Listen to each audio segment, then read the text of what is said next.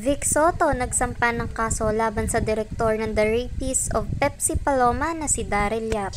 Ngayon ngang umaga ay nagpunta si Vic Soto kasama ang asawang si Pauline Luna sa Regional Trial Court ng Muntinlupa para magsampa ng kasong cyber libel laban sa direktor na si Daryl Yap.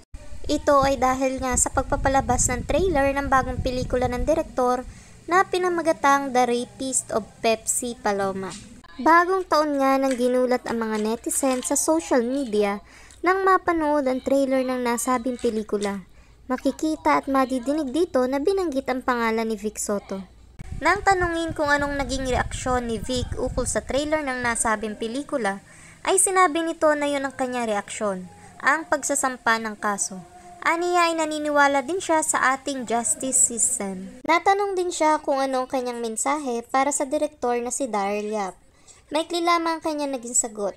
Aniya ay wala naman. Happy New Year. Ayon naman sa abogado ni Soto, ay nagrant na ng korte ang pansamantalang pagpapatigil ng pag-post at pag-share ng anumang tungkol sa usapin na ito. Kayo mga ka-shining star, anong masasabi nyo?